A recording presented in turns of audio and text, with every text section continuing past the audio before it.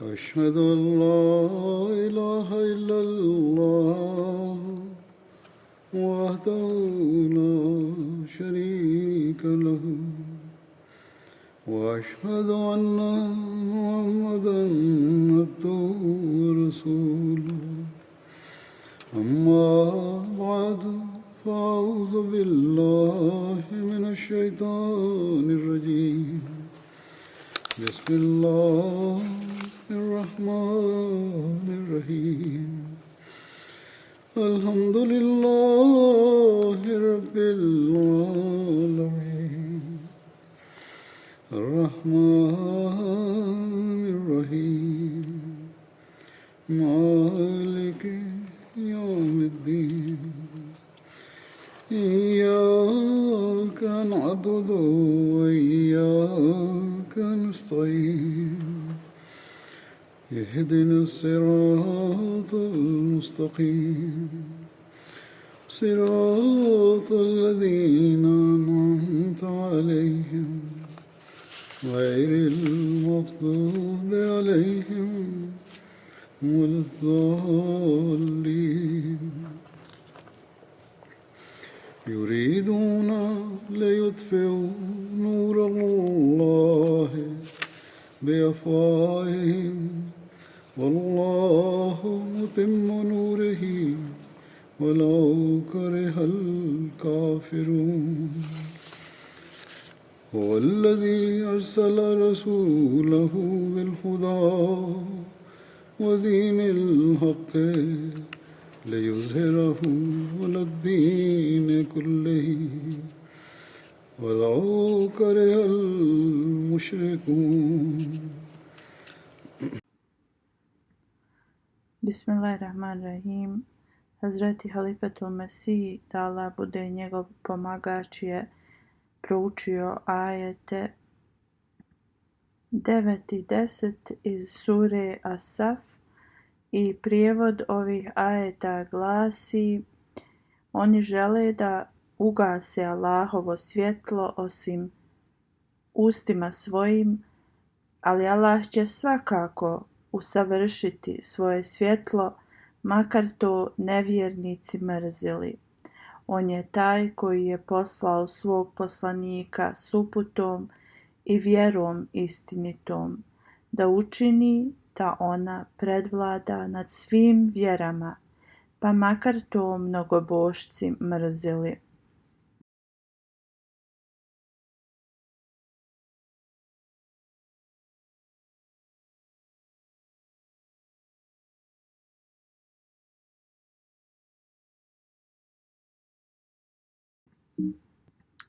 Huzur kaže danas je 7. avgust i prema kalendaru džemata u Velikoj Britaniji trebao je da bude prvi dan Džalsa Salane.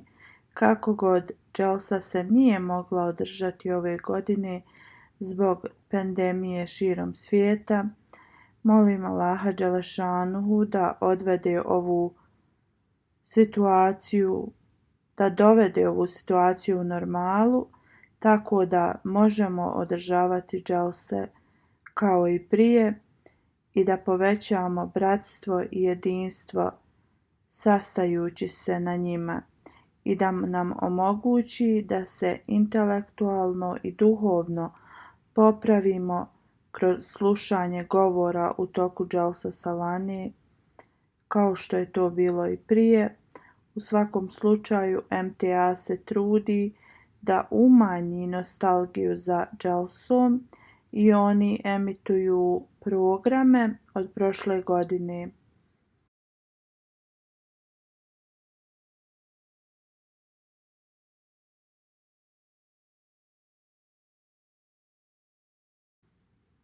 Sa džalsa salane. Iz raznih zemalja također to emituju. Neki programi su i uživo i trenutno govore o džalsa salani. Ako Bog da, ovo će popraviti intelektualno i duhovno stanje džematlija, onda obavezno bi trebali da pratite ove programe u vezi blagoslova koje je Allah dželešanuhu podario zajednici u toku prošle godine. Mislio sam da je bolje umjesto da se emituje stari izvještaj od prošle godine, želio sam da predstavim trenutni izvještaj na MTA. Tako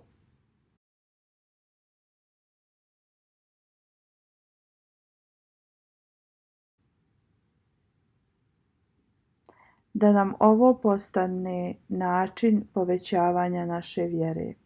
Iako neki radovi koji zahtijevaju da se ide napolje i rade razne aktivnosti, zbog situacije u svijetu zadnjih 6-7 mjeseci nisu mogli se izvršiti, ali zajednica uz milost Allaha dželešanuhu je i dalje napredovala i mnogi ljudi su mi pisali da mnoge stvari su se promijenile kod njih, kao moralni trening i povezanost sa zajednicom, i mnogi su mi pisali da i njihova povezanost njihove djece sa zajednicom se povećala. Kao što sam rekao, ja ću predstaviti ovaj izvještaj.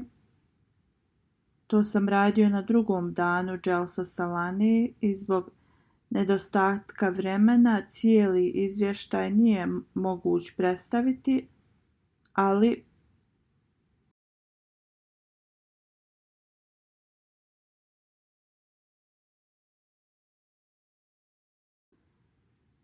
pošto imam tu priliku sad, odlučio sam da u toku hutbe predstavim dio ovog izvještaja i onda dio izvještaja ću predstaviti u nedjelju.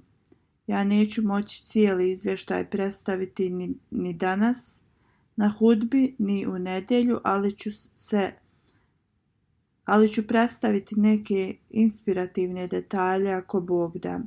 Kako god, prije nego što predstavim, želim da pročitam nekoliko detalja koje je obećani Mesija alejhi selam napisao u vezi ajeta koje sam proučio na početku. U njima možemo da vidimo da širenje islama je uistinu povezano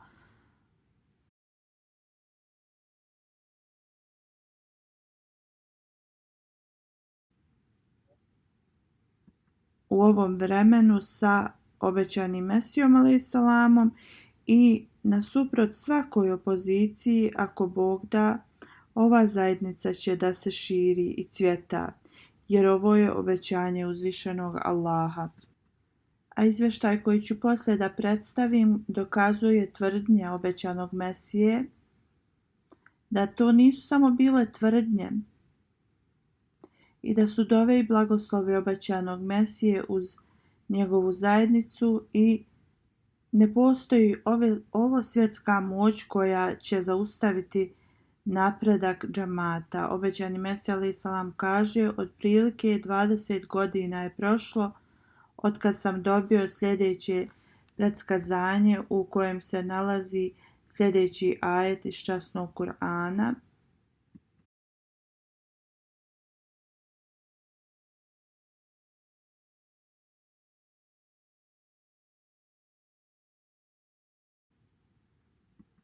Prijevod ovog ajeta je: on je taj koji je poslao svog poslanika sa uputom i istinskom religijom da bi je učinio iznad svake druge religije. Obećani Mesija alejhi selam dalje kaže: značenje koje mi je dato iz ovog jeste da sam bio poslan tako da islam bude iznad svih religija preko mojih ruku.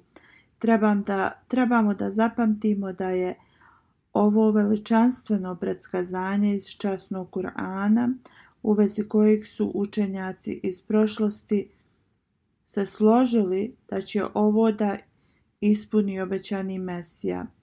Onda nijedan evlija i sveti čovjek prije mene nisu tvrdili da su oni ti koji su ispunili ovo predskazanje. niti su tvrdili da ovo predskazanje iz Kur'ana im je bilo objavljeno, kao meni. Kako god, kad je vrijeme mog dolaska došlo, meni je bilo objavljeno da sam ja ispunjenje ovog ajeta i da će superiornost Islama biti dokazan iznad svih religija u toku mog vremena. Obećani Mesija a.s. dalje govori: jedino je Islam živa religija, nijedna druga religija osim Islama ne posjeduje ove kvalitete, iako je ovaj kvalitet oduzet od Islama, također će mu biti oduzet i život. I ako bi ovaj kvalitet bio oduzet, onda i život Islama će biti oduzet. Kako god, ovo nije slučaj, Islam je živa religija i uzvišeni Allah je ovo dokazao u svakom stoljeću.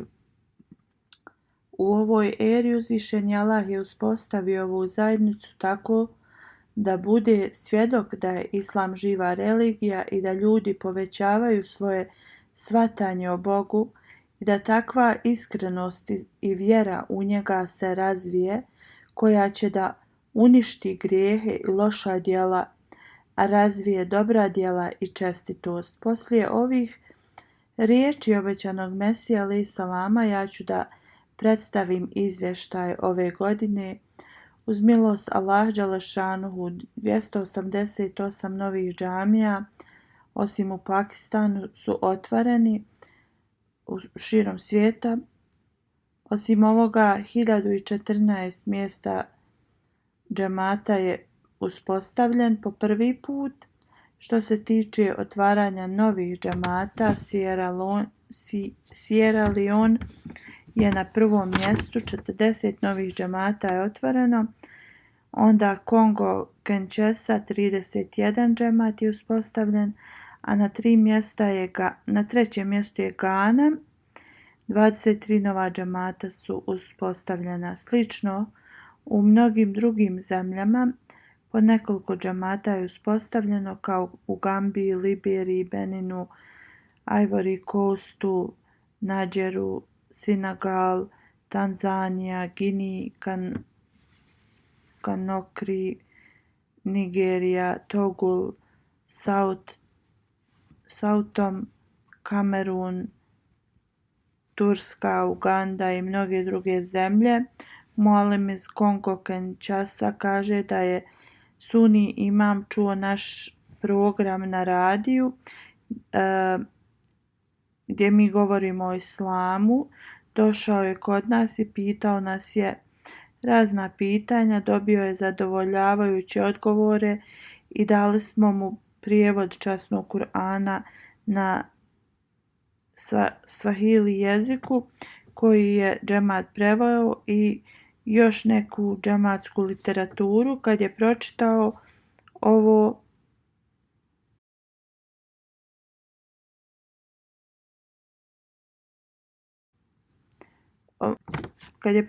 ovu literaturu, dao je zakletvu, znači bejat, i obećao je da će kad se vrati u svoje selo da prenese im poruku Ahmedijata. Ahmedija muslimanska zajednica uz milost Allah dželešanuhu je tu osnovala novi džemat koji ima 20 džematlija. Nacionalni predsjednik, to jeste emir Gambije, piše: u toku Ramazana mualimi, lokalni predsjednik džemata, su organizovali program u jednom regionu koji je bio u vezi tablika, to jest širenja vjere, i tako otišli su u to selo. Poslije programa starac iz sela je rekao: vrlo mi je drago da ste došli kod nas, jer ovaj vaš posao širenje poruke Islama je totalno prema tradicijama časnog poslanika sallallahu alejhi ve sellem i vi se ponašate prema njima. On je rekao: časni poslanik sallallahu alejhi ve sellem se emigrirao u Medinu radi ovoga. Ljudi iz Afrike imaju svoj stil govora, Huzur kaže, o nečemu kad govore, on je dalje rekao, poslanik je to uradio da bi se islam širio, slično i vi ste se preselili i širite poruku islama. Ovo je tradicija i ispravan način širenja islama i mi vam želimo dobrodošlicu i učenje koje ste predstavili od imama Mahdija, to je istinsko učenje islama i svi mi vjerujemo i prihvatamo Hazreti Mirza Ghulam Ahmed a.s. kao imama Mehdija koji je predskazan od poslanika sallallahu alejhi ve sellem uz milost uzvišenog Allaha. Dvije porodice, 19 članova su prihvatili Ahmedijat. Emir iz Liberije piše, naš misionar je govorio o važnosti finansijskog žrtvovanja u vezi Tahrike Džedida u toku hudbe. Neki neahmedi muslimani su također bili na džumi. Kad su ovi iz džamata popisivali donacije za Tahrike Džedid, jedna osoba je dala 50 liberskih dolara i otišao je. Nije ništa rekao, saznali smo gdje on živi u susjednom selu i kad je čuo hudbu i važnost finansijskog žrtvovanja, to imalo toliki dojam na njega da je i on dao donacije. Kad je naš mualim ovo saznao, otišao je kod njega da mu se zahvali i dok je sjedio s njim, neke druge osobe iz sela su se sakupili i kad su čuli njihov govor, bili su impresionirani, uključujući i mama.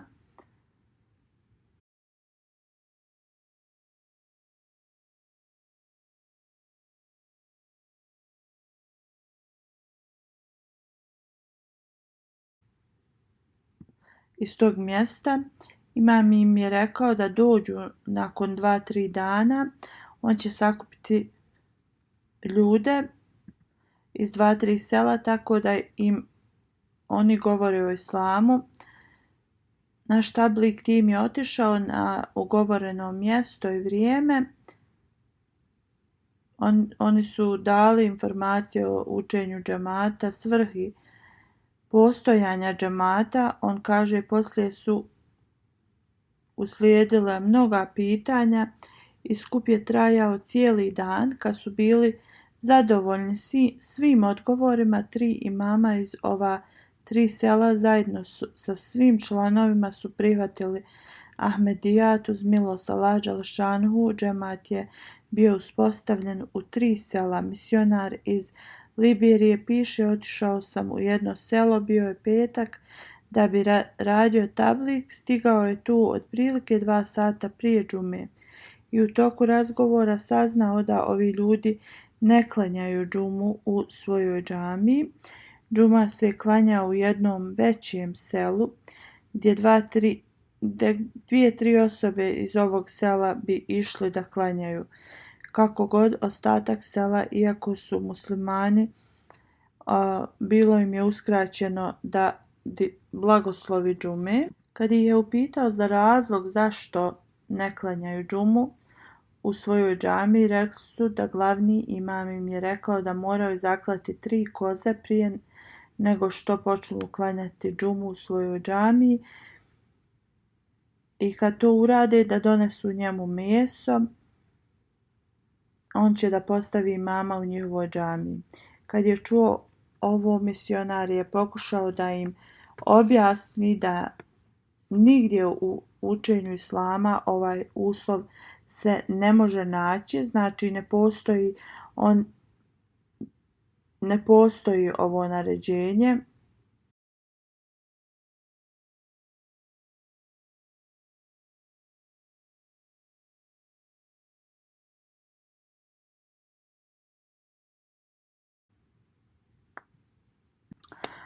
Onda im je govorio o blagoslovima džume i rekao im je da će danas klanjati džumu bez toga da zakolju te koze. Kako god, pošto su ovi ljudi sa sela i ne posjeduju dovoljno religijskog znanja, oni su bili prestrašeni zbog toga što su smatrali da su neposlušni prema svom mulviju, tom islamskom učenjaku, i da će postati grešnici i da će dobiti kaznu zbog toga. U svakom slučaju imam je insistirao i nekako su se složili da se klanja džuma. Poslije džume detaljno im je govorio o džematu, oni su postavljali pitanja.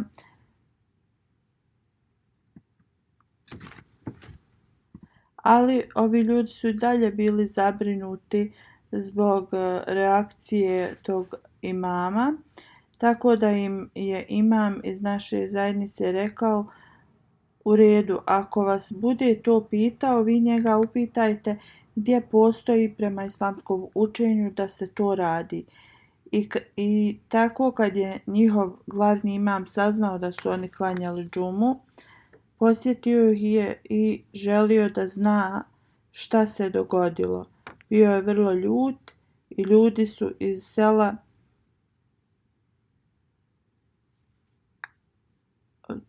oni su ga upitali da im kaže gdje se nalazi to naređenje, a posebno naređenje da treba zaklati 3 koze prije nego što se može džuma klanjati.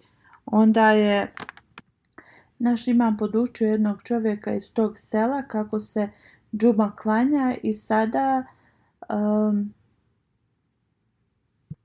oni redovno klanjaju džumu i ljudi se oni su se napustili su tog imama i rekli su da istinsko učenje islama je uz Ahmedija muslimansku zajednicu, a ne uz ovog mulvija. Uz milost Allaha dželešanu većina njih je prihvatila džemat i novi džemat je uspostavljen i u tom selu.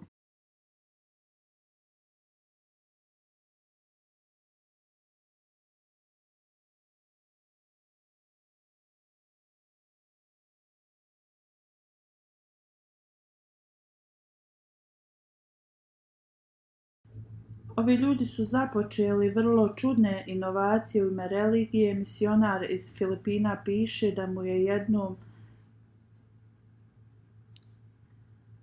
u jednom mjestu se nalaze muslimani koji imaju ekstremno ponašanje i napori od džemata su tu neuspješni.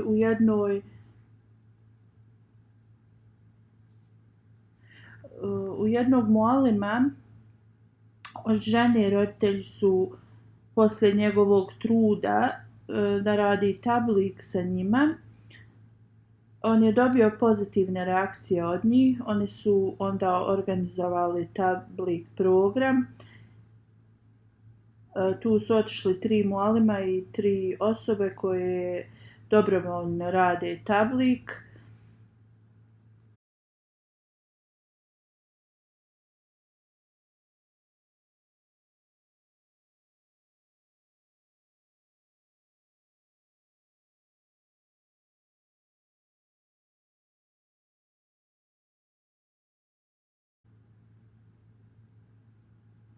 Tu boravili su 7 dana i bila je opozicija od lokalnih muslimana, kao i uvijek. Kako god, uprkos opoziciji, uz pomoć uzvišenog Allaha, 23 osobe su uzele bejat. Emir iz Senegala piše da grupa džematlija je otišla u jedno mjesto radi tablika. Tu su bile 2 grupe muslimana prisutne i oni su imali probleme jedni između drugih. Vođa tih grupa je rekao: nijedna od ovih grupa nije istinita i mi čekamo. Čuli smo da istinski imam će da dođe i mi ćemo njega da prihvatimo. Tada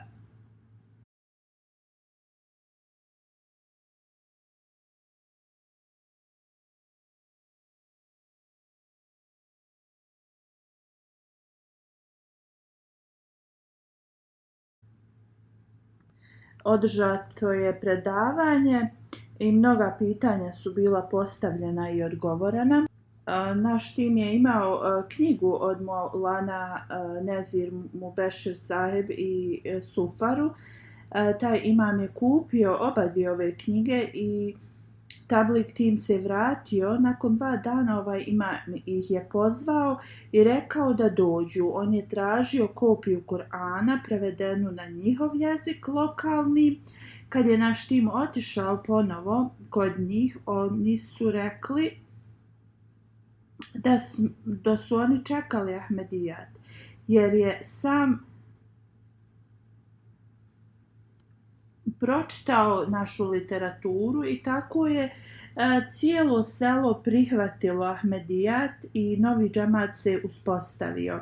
Emir Sahib iz Guatemale piše, ima jedan grad 10 km udaljen. Prošle godine džemat je bio predstavljen po prvi put tu. On kaže 2 puta su posjetili ih i govorili su o poruci Ahmedijata, pozvali su ih da prisustvuju na Džalsa Salani u Guatemali. 3 osobe su došle na Džalsu, oni su onda dali bejat i sad 3 osobe iz te porodice su Ahmedi. Džemat u njihovom mjestu se uspostavio i oni šire poruku Ahmedijata. Emir iz Senegal piše 10 radio stanica emituju džematski program, sat vremena dug i ovo je vrlo važan način na koji oni rade tablik. On kaže ljudi ih zovu i postavljaju pitanja preko ovih radio stanica i preko ovoga sjeme Ahmedijata je usađeno u 20 sela. I ne samo da su ovi ljudi zainteresovani za Ahmedijat, oni su toliko velikoduševni i pozivaju ih u svoje kuće. Misionar iz Kebabira kaže, iako alhamdulillah džemat je uspostavljen u južnoj Palestini, ali zvanično nisu imali džemat, sad uz Allahovu milost džemat je uspostavljen tu.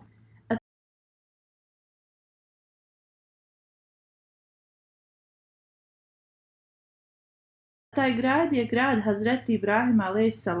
Ovdje je Hazreti Ibrahim, Isak i Jakub a.s. i njihove supruge su ukopani. Ovo je stari historijski grad, sad tu ima 27 Ahmedi koji žive u tom gradu i okolini tog grada. Jedan Ahmedi je dao dio svoje kuće tako da oni mogu da obavljaju namaze. 2217 džamija je otvoreno, 124 su nove džamije, 93 su napravljene od objekata koji su već postojali.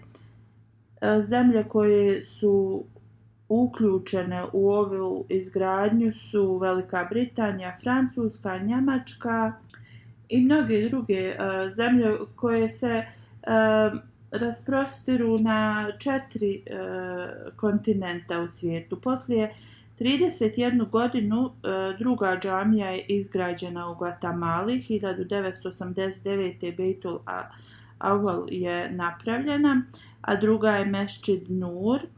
2015. godine poruka Ahmedijata je predstavljena ljudima u ovom mjestu. Preko 300 km je udaljena od centra u Guatemali.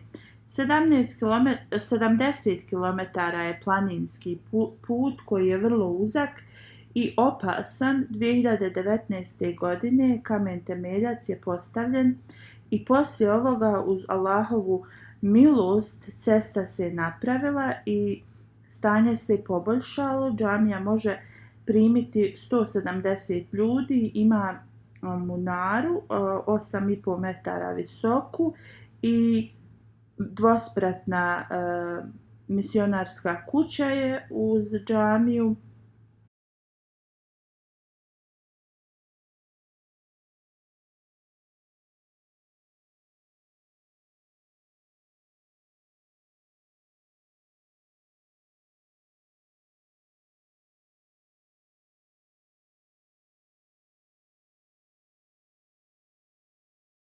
ima biblioteka, uredi na prvom spratu, a na drugom su kupatila, kuhinja i tako dalje. I sve što mi inače imamo u našim džamijama je urađeno i u ovoj. I pošto se nalazi na visokoj površini, džamija se može ugledati iz daljine. Ove godine džemat u Norveškoj je kupio zgradu da napravi džamiju.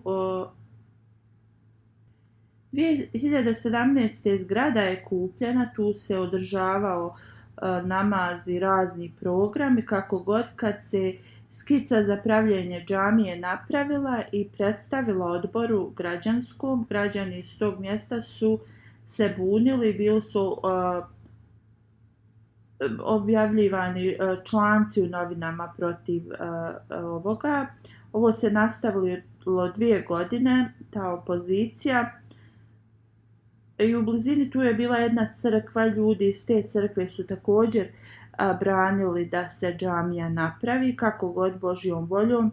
Ti ljudi iz crkve koji su se protivili pravljenju džamije nisu mogli da održavaju crkvu i bilo je odlučeno da se ta crkva mora da proda. I kad su rekli odboru građanskom da žele da prodaju ovu crkvu, odbor im je rekao da prodaju ovu crkvu našem džematu. Oni su pozvali našeg misionara. Sve se pregledalo, onda sam, Huzur kaže, dobio izvještaj od njih i kad sam odobrio, oni su kupili ovu crkvu. Dobili smo ključeve crkve 2.25.2020. godine i to je ta ista crkva koja je branila izgradnju džamija. Sad je ta crkva će da bude džamija koja se zove Mesdžid Merijem. Totalan iznos je oko 10 miliona norveške valute. Prva džamija u Molvi se izgradila. Emir iz Tanzanije piše da ljudi su bili tako sretni da će se džamija izgrađivati u njihovom selu.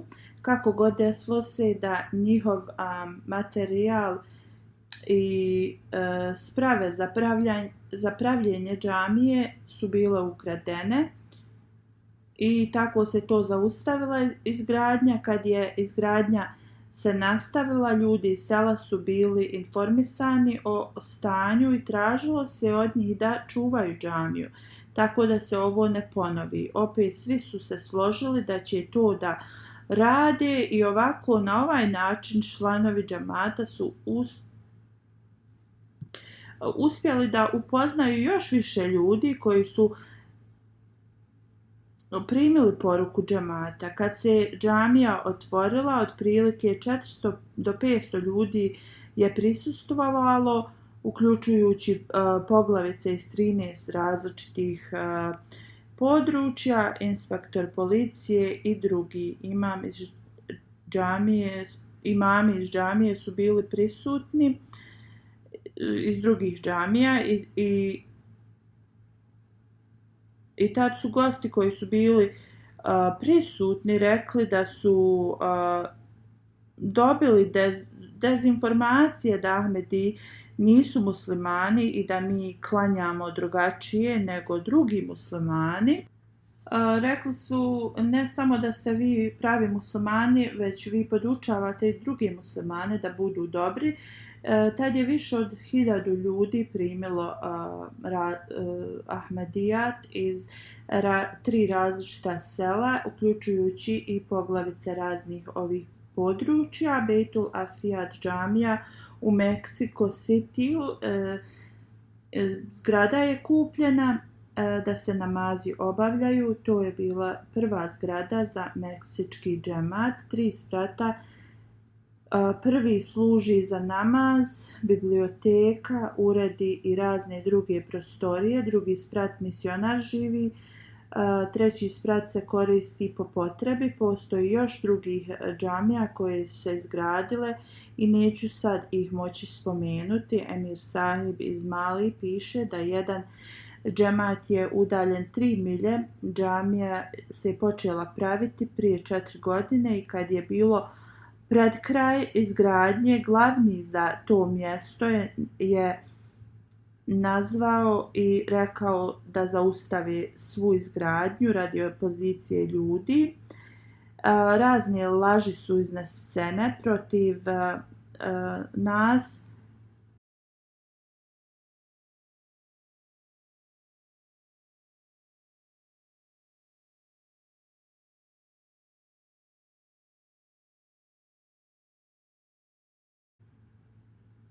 Tri godine poslije nije bilo nikakvog pomaka. Konačno, nakon raznih ubjeđivanja i sa tim glavnim poglavicom, on je odobrio, on je rekao vi ste mogli izgraditi ovu džamiju jer imate jake veze, ali vi ste čekali, bili strpljivi. Onda je dao primjer Vehabija kojima je također zaustavio izgradnju džamije, ali su oni preko veze izgradili tu džamiju. Kako god, on je rekao vi ste sa ogromnim strpljenjem čekali. Onda je on i ostali glavni iz tog sela su tražili oprost zato što su omeli izgradnju džamije i rekli su da nam obećavaju da će se pobrinuti da vaša džamija se završi. Tako da možete klanjati u njoj. Hvala uzvišenom Allahu, namazi redovno se obavljaju u njoj. Emir iz Tanzanije piše da su, hvala Allahu, napravljene 2 džamije prije izgradnje džamija. Suni imami su dolazili i govorili im da Ahmedija je mala zajednica i da neće imati dovoljno sredstava da izgrade ove 2 džamije.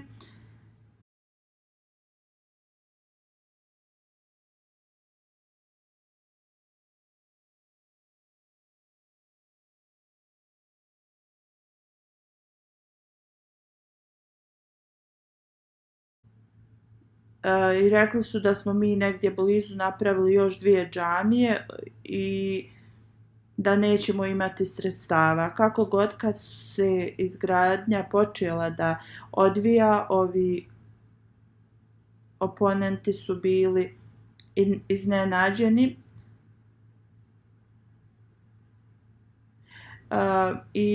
Ali oni, na primjer, nisu bili u stanju ni šator da naprave sebi da klanjaju namaz. Onda su oni počeli da koriste drugačije taktike šireći strah u ljudima da će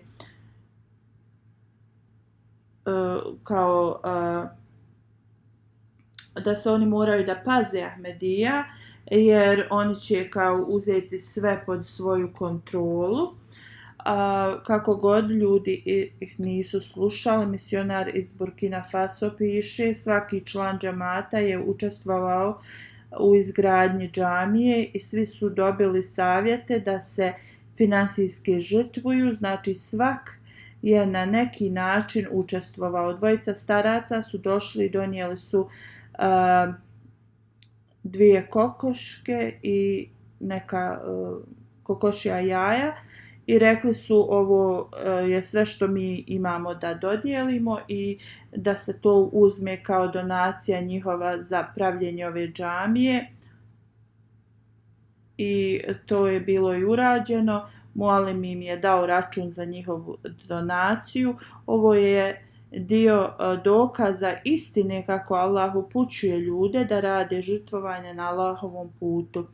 Ahmed Sahib Mualim iz Tanzanije piše u aprilu 2020. otišao sam sa nekoliko hudama u selo blizu njega. Tražili smo dozvolu od lokalne vlasti da održimo tablik skup. Dozvolili su nam i tako od 1 poslijepodne do 6 je trajao sastanak, ali poslije su se nastavila mnoga pitanja. Na kraju programa Halima Sahiba, koja ima 72 godine, Ona je stara žena, imala je neki dokument u svojim rukama i rekla je da ona dugo vremena živi tu i da nikada nije vidjela nikog da dođe i da govori o islamu. Onda je dala taj papir iz svoje ruke muallimu i rekla je: ovo su dokazi o zemljištu, kad vaša zajednica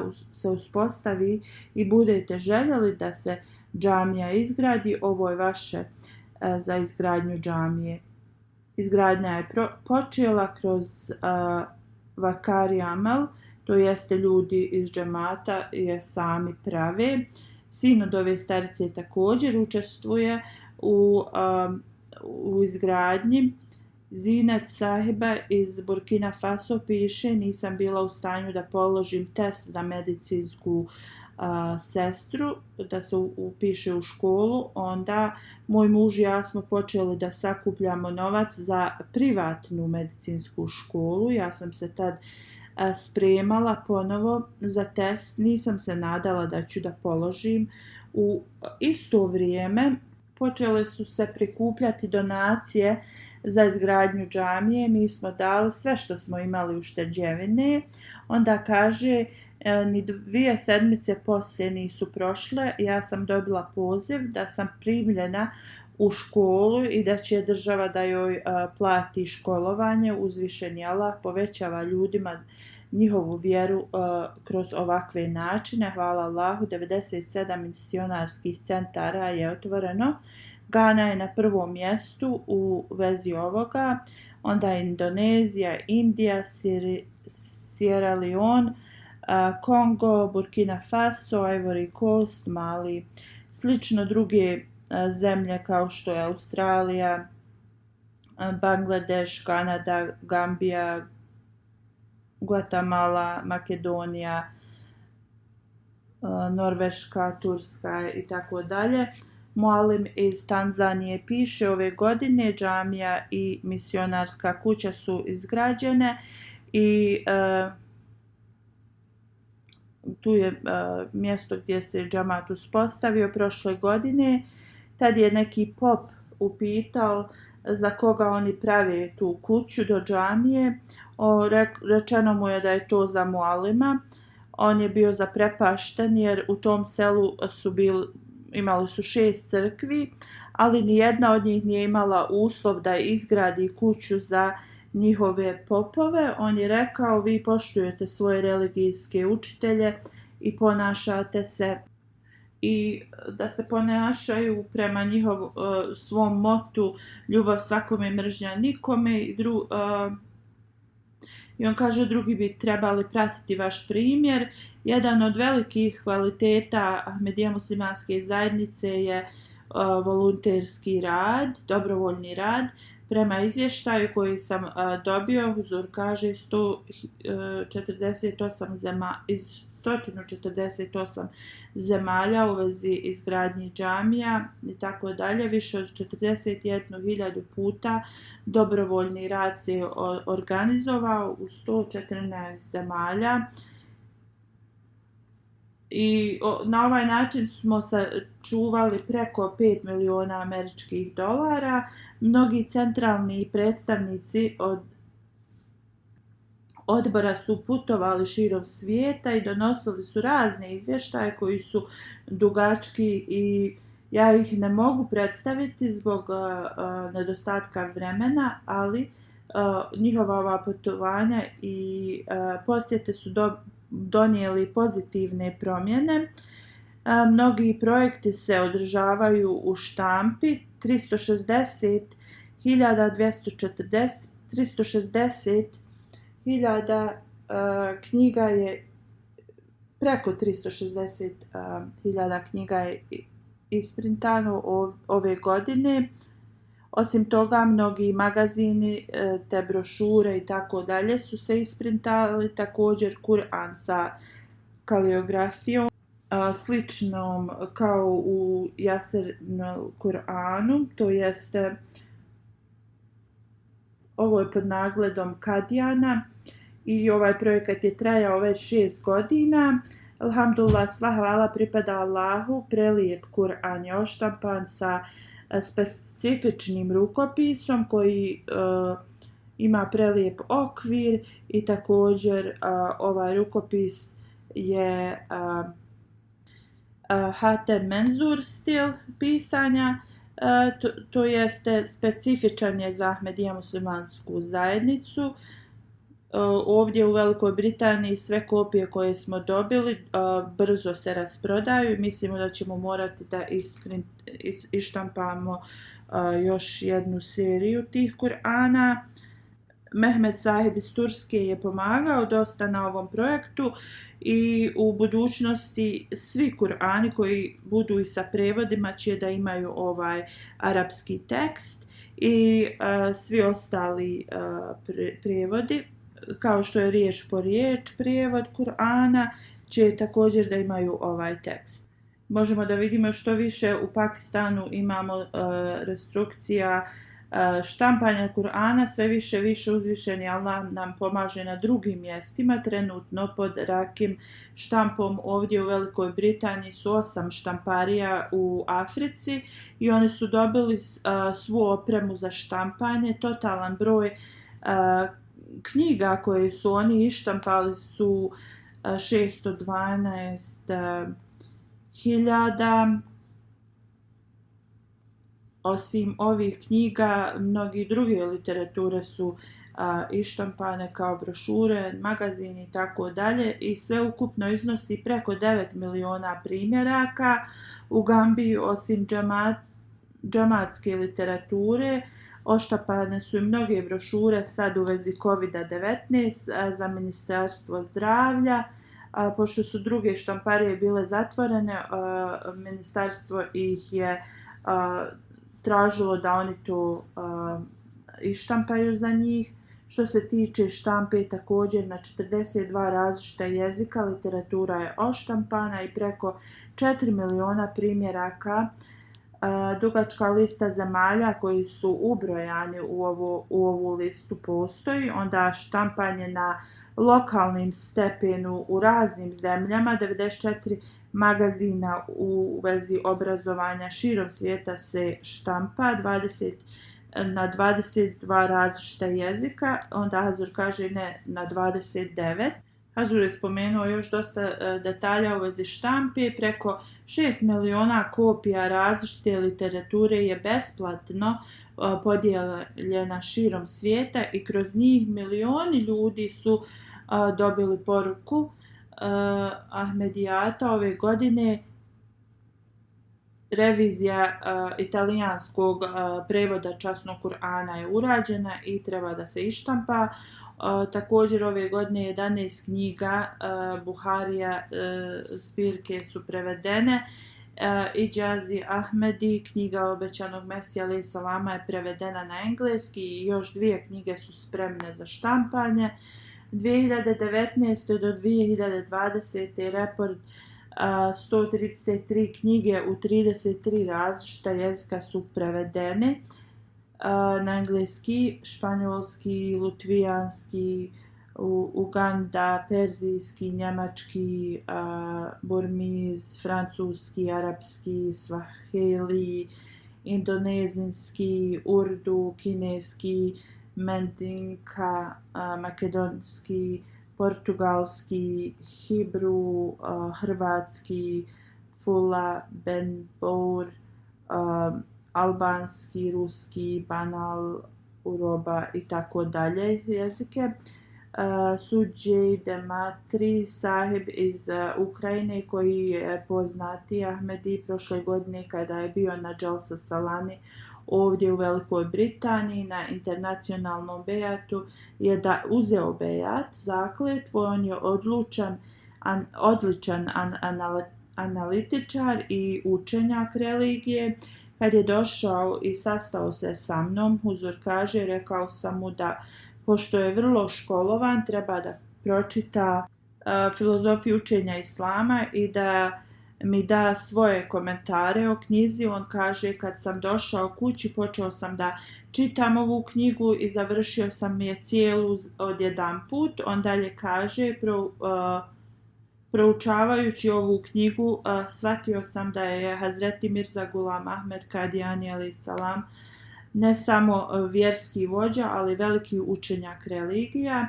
On kaže, u mom životu razne knjige sam pročitao i analizirao, ali nikada nisam osjetio da sam naučio nešto novo, kako god poslije pročitane filozofije učenja Islama osjećao sam se da sam naučio mnogo toga. Sad pišem komentare ove knjige, ne samo za intelektualno gledište, ali pišem iz dubine mog srca i duše osjećaje poslije čitanja ove knjige.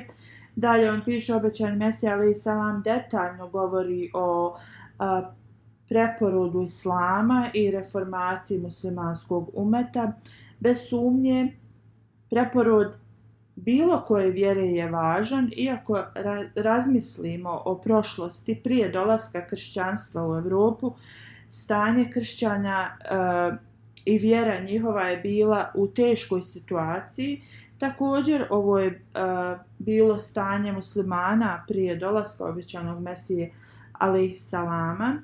Onda kaže, posebno volim dijelove gdje obećani Mesija alejhi selam govori o prirodi i moralnom stanju čovjeka. Vrlo je važno za nas, ako shvatamo zašto postojimo i da naučimo o Allahovim stvorenjima i da se ophodimo prema njima sa poštovanjem. Slično moramo shvatiti moralnost i srž moralnosti. Mi često zaboravljamo da stvari koje nas vode daleko od istine su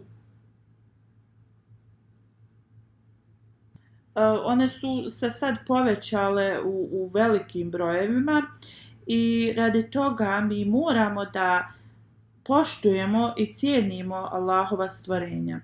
On dalje kaže da se sjeća riječi mog zadnjeg govora sa dželse. Rekao je da sam spominjao o ironiji vjerovanja muslimanskog svijeta i da sam skrenuo pažnju članovima džemata o reformaciji, i ja i dalje se sjećam njegovih riječi kao Huzurovih riječi. Dalje kaže, kad se mi svi pobrinemo da se reformišemo, da se reforma desi u našim kućama i okolini i našoj zemlji, onda ćemo dostići taj standard kad ćemo mi moći donijeti duhovnu promjenu u svijetu. On kaže, objašnjavajući prirodno i moralno stanje čovjeka, Hazreti Mirza Ghulam Ahmed a.s. je otvorio novu lekciju o učenju Islama. Prema mom pogledu, obećan Mesija a.s. je prvi koji je koristio ovaj opis i objasnio ih na najbolji duhovni način. On onda kaže, kao ekspert u proučavanju filozofije, zaista sam uživao čitajući ovu knjigu. Moj savjet je da džemat prevede ovu knjigu na što više jezika i da oštampa ih u mnogo kopija. Tako da što više ljudi može da nauči o religiji, vjere i istinskoj pobožnosti. Profesor u Nepalu je dobio knjigu Svjetska kriza i put prema miru. Dobio je ovu knjigu na poklon. On kaže, ovo je knjiga koja je potrebna na današnjici. Dalje on je podvukao neke dijelove u knjizi i kaže, želim da podvučem ih jer ovo je velika potreba u svijetu za njima i trebaju da se šire. Profesor kaže, uživao sam u čitanju ove knjige i ovu ću knjigu da podijelim svojim prijateljima. Drugi profesor, Gundam Napal, on kaže u vezi ove knjige, iako širom svijeta mediji pokušavaju da učine muslimane lošim u negativnom smislu, muslimanski vođa radi na širenju mira u cijelom svijetu. Profesor kaže, postoje 73 dominacije u islamu. Oni su svi su neprijateljski nastrojeni prema Izraelu i Jevrejima. na političkoj bazi i na vjerskoj, a gledajući na to da islamski vođa je poslao pismo izraelskom ministru pozivajući ga da uspostavlja mir u svijetu i slično poslao je pismo i iranskom ministru. Ovo je nešto što je njega puno impresioniralo.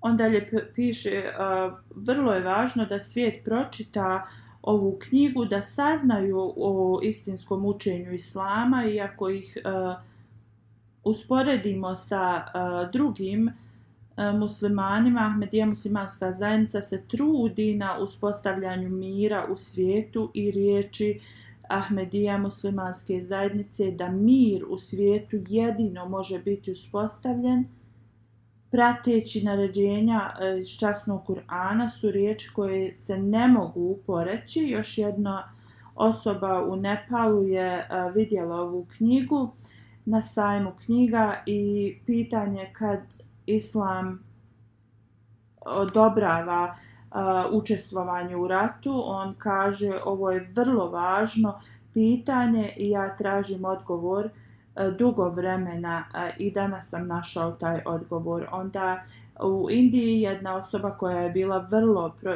nastrojena protiv islama došao je na sajam knjiga i čim je došao on je počeo da govori razne komentare protiv islama i karaktera časnog poslanika sallallahu alejhi ve sellem. Pročitao je mnogo knjiga koje su nastrojene protiv islama i onda je počeo da navodi laži iz tih knjiga protiv islama. Kad mu je bilo objašnjeno o istinskom učenju islama, on je rekao do danas nisam bio upućen u pravo učenje islama. Rekao je da će da čita džematsku literaturu, dali su mu nekoliko knjiga, posebno Svjetska kriza i Put prema miru. Sljedeći dan je došao, rekao je pročitao sam dijelove te knjige i uklonila mi je predrasude o islamu i sad je ova osoba u redovnom kontaktu sa džematom. Slično jedan ministar piše da piše da ovdje ljudi kao smatraju muslimane da su muslimani uvijek spremni da ubijaju druge, ali sa mnogo ljudi sada zna da je ovo laž.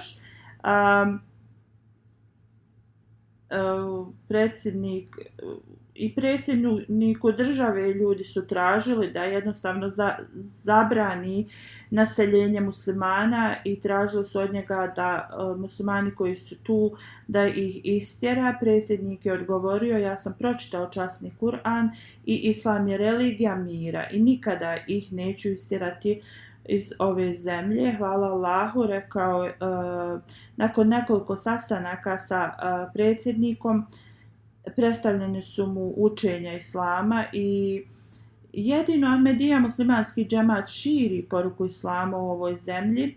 Regionalni misionar je obilazio region Šehanga. On piše da je imao neki sastanak sa čovjekom koji je izgledao mudar čovjek. Kako god, on je bio ateista, informisao sam ga u vezi vjere o Bogu i potrebe za religijom. U toku našeg razgovora on je rekao da on ima visoku poziciju u društvu, ima 2 supruge, ima djecu, živi dobar život i to bez vjere u Boga. Onda koja je potreba da vjeruje u Boga ili bilo koju drugu vjeru? Onda je misionar mu dao argumente od Hazreti Halifetul Mesih II. Rahimullah radijallahu anhu. Huzur je napisao 2 knjige u vezi postojanja Boga i svaki Ahmedi treba da ih pročita. Kad je čuo ove argumente, rekao je da želi da prihvati islam Ahmedijat. Samo nekoliko momenata ranije odbacivao je vjeru u Boga kompletno, a sada je rekao poslije njegovog razgovora, srce mu je bilo zadovoljno, onda ako religija je ovakva, kakvom ste je vi predstavili, onda se mora slijediti. Pročitali su mu uvjete bejata i on je prihvatio Ahmedijat sa 8 djece. Sva hvala pripada Allahu, on sad redovno prisustvuje u džematskim programima i na namazu. Ima ima blisku vezu sa džematom.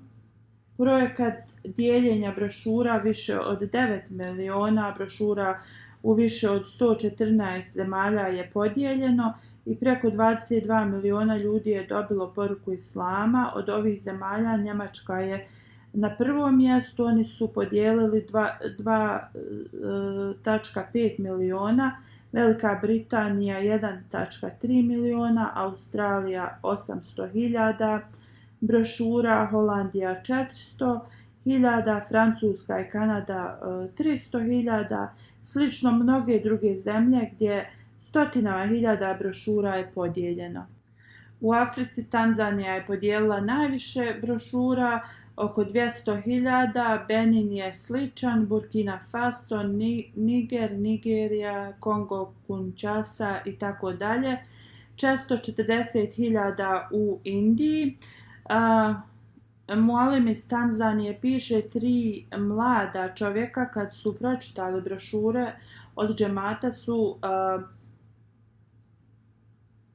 izrazili želju da žele da uče o džematu. Poslije steknutog znanja od džematu potpisali su bejat sa svojim porodicama i onda su počeli da propovijedaju poruku u svom selu uz pomoć uzvišenog Allaha. Jedan od njih je također bio i poglavica jednog sela i sad cijelo selo uči o Ahmedijatu. Do sada ima 82 osobe koje su prihvatile Ahmedijat. Dok su ovo radili, naišli su na opoziciju. Jedan dan jedan lokalni imam je došao i počeo je da vrijeđa džemat ispred svih njih.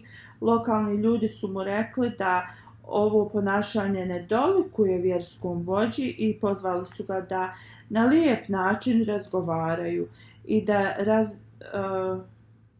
on razmisli u vezi učenja džemata i vjerovanja. Kad nije mogao da odgovori na argumente koji su naveli, on je opet počeo da koristi vulgaran govor. Kako god, jedan stariji čovjek bio je vrlo inspirisan i dao je džematu dio svoje zemlje da mogu klanjati namaze. Rezultat ovoga, mnoga djeca od neahmedi prisustvuju na tarbijat časovima i opozicija je postala način tablika. Predsjednik iz Francuske piše dok je dijelio brošure na nekom marketu nedjeljom, starija žena im je prišla sa osmijehom na licu, rekla je da je pročitala brošure u vezi ljubav prema zemlji u kojoj živimo i u vezi hidžaba. Bila je vrlo impresionirana i dodala je da postoji velika potreba za ovakvim učenjem na današnjici i pitala je koliko su oni plaćeni da radi ovaj posao. Kad su oni saopštili da ovo samo radi da postignu zadovoljstvo uzvišenog Allaha, ona je bila još više impresionirana. Onda u vezi sajma knjiga i sličnih skupova postoje mnogi izvještaji. Više od 343.000 su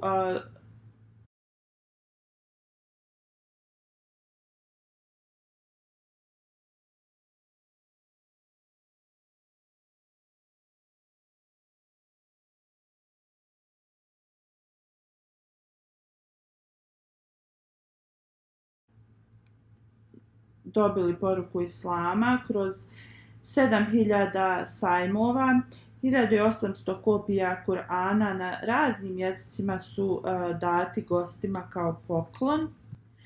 Misionar iz Latvije piše, jedan starac je došao na sajam knjiga, pored slike obećanog Mesija alejhi salama, razne islamska učenja su se mijenjala na ekranu.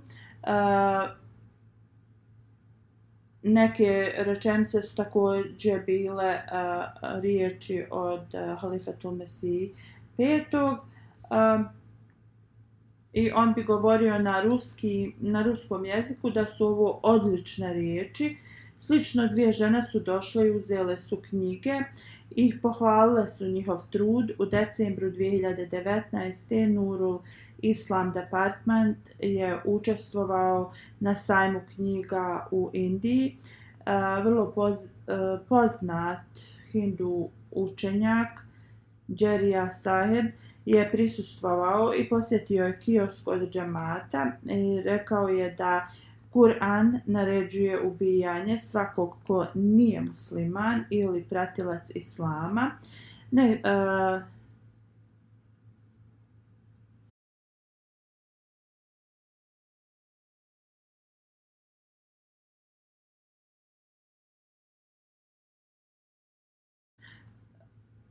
Rekli su mu da je rekli su mu da je Kur'an ispred njega i da treba da im pokaže gdje se nalazi to naređenje. On je rekao da je pročitao cijeli Kur'an i to naređenje stoji, ali nije mogao se sjetiti gdje je zapisano. Oni su mu objasnili učenje islama i prelijepi primjer poslanika sallallahu alejhi ve sellem. Poslije nekoliko minuta razgovora pitao ih je da li može ući i sjesti i razgovarati još sa njima. Ostao je 2 sata, onda je rekao da dosad nisam dobio odgovore i rekao je da se je sastao sa bezbroj uleme, to učenjaka, da bi naučio više o islamu, ali on kaže umjesto da bude zadovoljan razgovorima s njima, ti razgovori su povećali njegovu mržnju prema islamu. On kaže imao je toliku mržnju da je on i njegovi prijatelji su počeli da prave TV kanal i da govore protiv islama. Bili su počeli da snimaju neke snimke. On kaže oni su kompletno transformisali njegov svijet i bio je impresioniran. Kad je krenuo, obećao je da više neće nikad govoriti loše o Kur'anu i islamskom učenju i tako dalje, kao što je planirao ranije. Rekao je da će predstavljati islam i njegovo učenje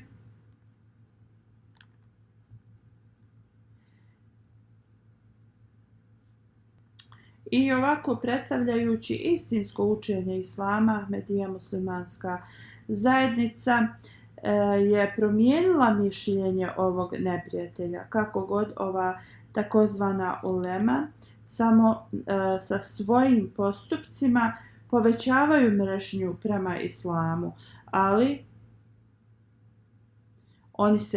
važno je da se oni nama protive. U toku sajma knjiga u Agr Nomar je došao i u toku razgovora podijelio je svoje mišljenje o lošem stanju umeta, bio je informisan o raznim projektima džemata. Ovo ga je impresioniralo i obećao je da će da nam pomogne na bilo koji način. On nam je pomogao, objavio je 3 različita magazina u vezi nas i stotinama ljudi je dobilo poruku Ahmedijata.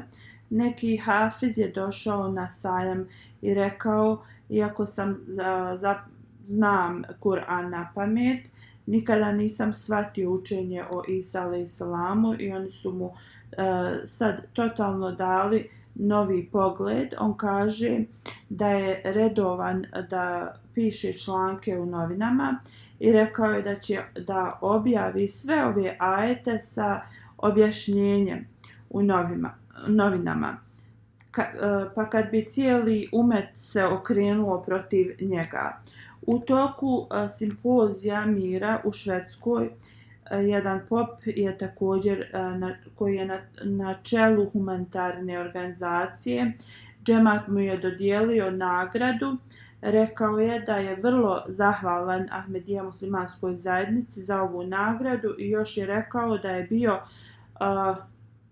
šokiran da muslimanska zajednica nagrađuje kršćanskog popa za njegovu humanitarne napore. Onda ova nagrada je bila testament da Ahmedija muslimanska zajednica ne samo da govori o miru, već stvarno stvara mir na ovaj primjer.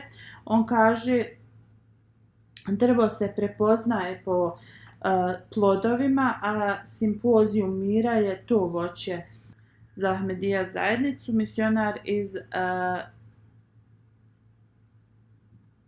Gambije kaže da mnogi ljudi iz raznih sfera života su prisustvovali na sajmu od policajaca, političara, popova, učitelja i također bili su ne Ahmedi imami. On kaže, pop je predstavio da njegova crkva je htjela da organizira sličan skup, kako god Ahmedija džemat ih je pretekao u tome. Abdullah Sahib iz Afganistana je prisustvovao simpozijumu mira u Chamingar. On je dobio informaciju o džematu i obećanom Mesiji alaihissalamu i da je njegov dolazak predskazan od poslanika sallallahu alejhi ve sellem. Kad mu je ovo rečeno i kad mu je rečeno da kad je bio upitan zar ovo nije vrijeme njegovog dolaska, on se zacrvenio i počeo je da se trese i u isto vrijeme je pitao da li je istina da je obećani Mesija došao. Onda su mu pročitali pisanje obećanog Mesije u vezi statusa časnog poslanika sallallahu alejhi ve sellem. On je postao vrlo emocionalan i poljubio je čelo od jednog Ahmedi muslimana i rekao, zaista ovo je istinsko učenje islama koje se širi cijelim svijetom kroz Ahmedija muslimansku zajednicu. Nacionalni predsjednik iz Francuske piše, jedan gost je rekao da mu je puno drago što je učestvovao na simpozijumu mira. On kaže da je radio u finskoj ambasadi u Pakistanu i kaže da ima prelijepih sjećanja iz tog vremena. On kaže, mnogi moji prijatelji i porodica su iz Ahmedija muslimanske zajednice. Ahmedi muslimani su imali veliki utjecaj u razvoju Pakistana i kao u obrazovanju, ekonomiji i tako dalje. Kad je Britanija vladala, mnogi od njenih oficera i važnih ljudi su bili iz Ahmedija muslimanske zajednice. On dalje kaže, ja sam služio kao ambasador i u Italiji i u ustanovi koju je započeo Abdusalam. On je bio prvi učenjak iz bilo koje muslimanske zemlje da dobije Nobelovu nagradu. Dalje govori, kad su se vijesti o njegovom uspjehu proširile, dobio je mnogo hvale od Pakistana u novinama i na TV i na radiju. Ali kad su oni saznali da je on Ahmedi musliman, onda nisu ništa više govorili o njemu. I onda je rekao kad je Abdusalam preminuo 1996. godine, bio je ukopan u Rabvi, Pakistanu, i bilo je velika sramota kad su oni uklonili natpis Musliman sa njegovog mezara. On je spomenuo u vezi ovih progona muslimana u Pakistanu, on je rekao oni mogu mijenjati knjige historije, ali svaka obrazovana osoba zna šta su Ahmedi muslimani učinili za Pakistan i kako se oni ophode prema Ahmedi muslimanima. Rekao je da oni koji su bili protiv stvaranja Pakistana su ti koji tvrde da su oni njegovi osnivači. U svakom slučaju svaki Ahmedi iz Pakistana je i nastavit će da bude lojalan građanin Pakistana ako Bog da, i naša nada je da će opozicija da nestane. Allahova pomoć je uz nas i ako Bog da nastavit će da bude uz nas i u budućnosti. Napore koje oni ulažu da do sada džemat je trebao da nestane, ali Allah nas je zaštitio. U svakom slučaju ovo je bio samo jedan dio izvještaja, kao što sam spomenuo ranije. Ovaj izvještaj inače spomenem na drugom danu Dželsa Salane. Kako god Dželsa ove godine se neće održati, onda sam odlučio da predstavim ovaj izvještaj u 2 dijela. Ako Bog da, u nedjelju u 4 sata poslije podne ću predstaviti drugi dio ovdje ispred malog skupa i preko MTA. Ostatak svijeta će moći pratiti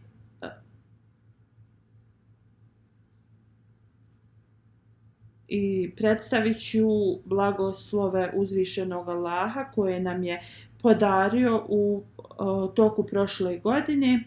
Kako god, morao sam da preskočim mnoge detalje iz ovog izvještaja zbog nedostatka vremena.